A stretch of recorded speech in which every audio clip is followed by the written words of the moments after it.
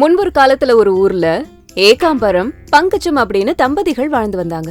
அவங்களுக்கு குழந்தைங்க இல்லாத காரணத்தால முகுந்த் அப்படிங்கிற பையனை வளர்த்து வந்தாங்க. முகுந்த் ரொம்ப புத்திசாலி. அவனுக்கு 12 வயசு ஆனதும் ஏகாம்பரமும் பங்கஜமும் வீட்டு வேலையில இருந்து எல்லா வேலையும் அவன்கிட்ட கொடுத்தாங்க. முகுந்த் சின்ன பையனு கூட பாக்காம அவனை அடிச்சு திட்டி வேலை வாங்கினாங்க. இவ்வளவு நடந்தும் முகுந்தால எதுவும் பேச முடியாம மௌனமாவே இருந்தான். ஒரு நாள் முகுந்த் அவன் தோழியோட விளையாடிக்கிட்டு இருக்கும்போது ஏகாம்பரம் அவனை தரன்னு இழுத்துட்டு போய், என்னடா உனக்கு விளையாடணுமா? விறகெல்லாம் வெட்டி கட்டல, சமையல் செய்யல, உன்னை சொகுசா வாழ வைக்க கூட்டிட்டு வந்த நினைச்சியா அப்படின்னு அவனை போட்டு அடி அடின்னு அடிச்சாரு. முகுந்த் தன்னோட நிலைமைய நினைச்சு மனசுக்குள்ளே கஷ்டப்பட்டான்.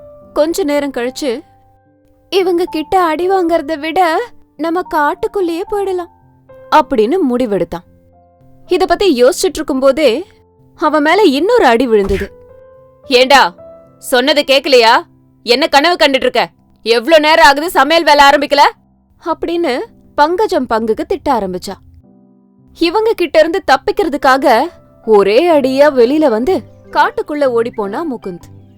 பங்கஜம் அத பார்த்து, என்னங்க அவன் ஓடி போறான் அப்படின்னு கணவன் கிட்ட சொன்னான். அப்போ ஏகாம்பரம், அடே காட்டுக்குள்ள போகாதடா, அங்க மிருகம்லாம் இருக்கும், அது மட்டும் இல்ல பயங்கர பேய்கள் இருக்கும், ஒரு நிமிஷத்துல உன்னை சாப்பிடுங்க அப்படின்னு கத்தனாரு. இது எதையுமே காதுல வாங்காம முகுந்த் நேரா ஓடிக்கிட்டே இருந்தான். இப்படி ஓடிக்கிட்டே இருக்கும்போது காட்டை சுத்தி ஒரு மதில் சுவர் இருந்துச்சு. அவ்ளோ பெரிய சுவரை பார்த்து முகுந்த் ஆச்சரியப்பட்டான். அவன் பார்த்துட்டு இருக்கும் போதே அந்த சுவர் 2ஆ பிளந்து ஒரு மனுஷன் உள்ள போற அளவுக்கு வழி கொடுத்தது. இது எல்லாம் வினோதமா இருந்தாலும் முகுந்த் அது வழியாவே உள்ள போய் அடர்த்தியான அந்த காட்டுக்குள்ள நடந்து போய்கிட்டு இருந்தான். காடு ரொம்ப அடர்த்தியா இருந்ததால முழுசா இருட்டா இருந்தது. மெதுவா நடந்துட்டு இருந்த முகுந்துக்கு ஒரு ஆலமரத்துல இருந்து, இந்த காட்டுல தெரியறது நல்லதில்ல, இப்பவே திரும்ப போ அப்படின்னு ஒரு குரல் கேட்டுச்சு. அதுக்கு முகுந்த், அது சரி, நீங்க யாரு? இங்க இருந்தா என்ன ஆபத்து வரும் அப்படின்னு அப்பாவியா கேட்டான். இந்த காட்டுல கராளின்னு ஒரு பயங்கரமான பேய் இருக்கு. அது மனுஷனை பார்த்தாலே போதும் உடனே சாப்பிட்றோம். அது கண்ணில் படுறதுக்கு முன்னாடி இங்க இருந்து போயிடு, நான் சொல்றத கேளு அப்படின்னு சொல்லுச்சு ஆலமரம். ஆலமரம் சொன்னத கேட்டு நடுங்கி போனா முகுந்த். பேய் அங்க வர்றதுக்கு முன்னாடியே அங்க இருந்து ஓடி போயிடலான்னு நினைச்சான். கொஞ்ச தூரம் ஓடிக்கிட்டு இருக்கும் போதே பயங்கரமான அனல் காத்து அவனை தழுவிக்கிட்டு போச்சு.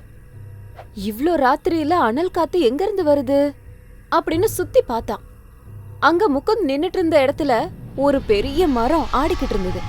அதுல இருந்து பயங்கர சத்தத்தோட சிரிச்சுக்கிட்டே கராளி பேய் முகுந்த் முன்னாடி வந்து நின்னுது. சப்பையான மூக்கோட நீளமான காதுகளோட கராளி பேய் பார்க்க பயங்கரமா இருந்தது. அத பார்த்த உடனே முகுந்துக்கு மூச்சாவே வந்துருச்சு.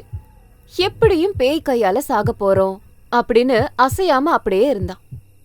கராளி பேய் முகுந்த சாப்பிடலான்னு வாய திறந்தது. அந்த சமயத்திலே அதுக்கு பெரிய தும்மல் வந்தது.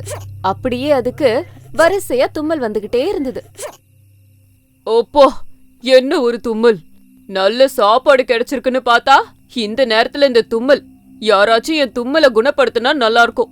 அவன் கால்ல விழுந்து அவங்களுக்கு என்ன வேணுமோ செய்வேன். இந்த தும்மல் என்ன பாடா படுத்துது அப்படின்னு சொன்னுச்சு. அப்போ முகுந்த் தைரியத்தை வரவழைச்சுக்கிட்டு, நான் சரி பண்ணவா? உங்க தும்பல நான் சரி பண்றேன் அப்படின்னு சொன்னா முகுந்த்.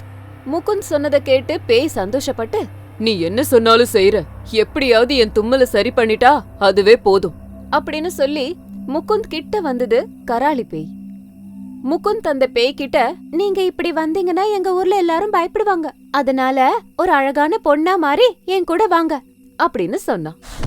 உடனே பேய் ஒரு அழகான பெண்ணா மாறி முகுந்த் கூடவே நடந்து போச்சு. காட்டுல இருந்து ஊருக்குள்ள வர்றதுக்கு மத்தியான வேளை ஆயிடுச்சு. வெயில்ல அந்த கராளி பேய 4 மணி நேரம் நிக்க வச்சான். சூரிய வெப்பத்தால கராளி பேய்க்கு தும்மல் மொத்தமா சரியா போச்சு. தன்னோட வியாதிய குணப்படுத்தின முகுந்துக்கு ஏதாச்சும் செய்யணும்னு நினைச்சது கராளி பேய். முகுந்த் கூடவே சேர்ந்து அவன் வீட்டுக்கு போச்சு. அவன் வீட்டுக்கு வந்ததும் ஏகாம்பரமும் பங்கஜமும் அவனை ஒரேடியா முறைச்சிட்டு இருந்தாங்க. என்னடா உனக்கு அவ்ளோ தைரியமா? வேலை செய்ய சொன்னா ஓடி போயிட்ட, சொல்லாம கொல்லாம இந்த பொண்ண கல்யாணம் வேற பண்ணிட்டு வந்துட்டியா? உன்னை என்ன பண்றேன் பாரு அப்படின்னு முகுந்த அடிக்க போனாரு. உடனே பெண் ரூபத்துல இருந்த கராளி பேய் பயங்கரமா மாறி ஏகாம்பரத்தையும் பங்கஜத்தையும் கையாலே தூக்கிருச்சு. அடே முகுந்த், தப்பு பண்ணிட்டேன்டா, என்ன விட்டுற சொல்லு, என்ன சாகடிக்க வேணாம்னு சொல்லு அப்படின்னு பயந்து கத்துனாரு. முகுந்த், என்னதான் இருந்தாலும் அவங்க என்னோட அப்பா அம்மா, அவங்கள ஒண்ணும் பண்ணாத விட்டுடு அப்படின்னு கராளி பேய் கிட்ட கேட்டான். முகுந்தோட நல்ல குணத்தை பார்த்து சந்தோஷப்பட்ட கராளி பேய் அவனுக்கு ஒரு பாத்திரம் நிறைய தங்க நாணயங்களை கொடுத்து அங்க இருந்து மறைஞ்சு போச்சு. அதுக்கப்புறம் ஏகாம்பரமும் பங்கஜமும் வருத்தப்பட்டு முகுந்த ரொம்ப அன்பா பாத்துக்கிட்டாங்க.